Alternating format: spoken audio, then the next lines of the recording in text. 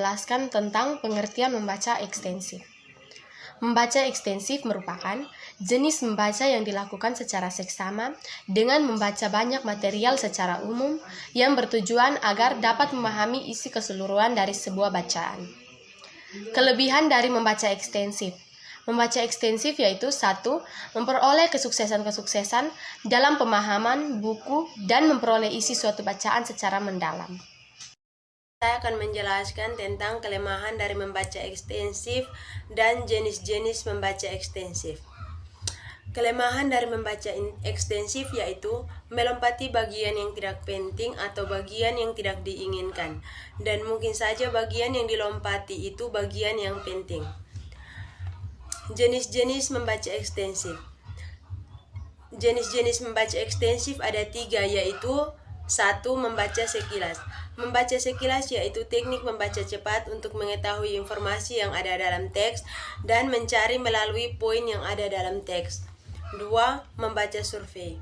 Membaca survei yaitu jenis membaca ekstensif yang bertujuan untuk mengetahui hal umum mengenai suatu teks. Misalnya, hanya membacakan judul, daftar isi, nama, dan pengarang.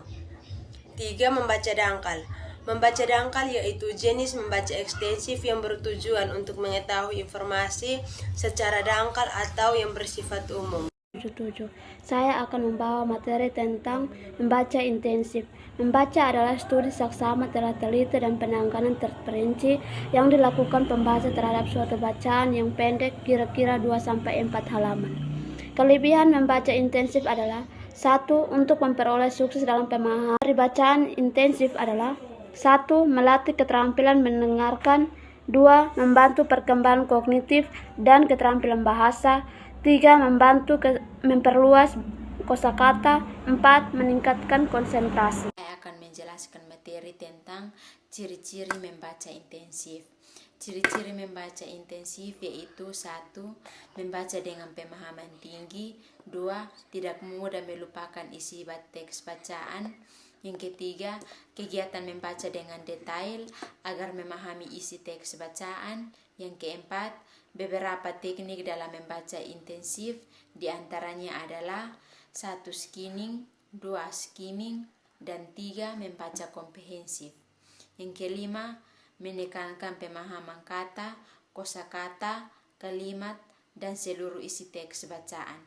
Yang keenam, melatih membaca secara cermat dan fokus sehingga meminimalisir terjadinya kesalahan struktur, ejaan, kosakata, dan tanda baca. Yang ketujuh, mengembangkan sikap kritis, kreatif, dan inovatif melalui evaluasi teks bacaan. Terima kasih. Jenis membaca nyaring atau bersuara. Membaca nyaring dapat juga dikatakan dengan membaca bersuara yang difokuskan pada tekanan kata, lagu kalimat atau intonasi, jeda, serta menguasai tanda baca. Membaca nyaring yaitu menglafalkan suara dengan keras.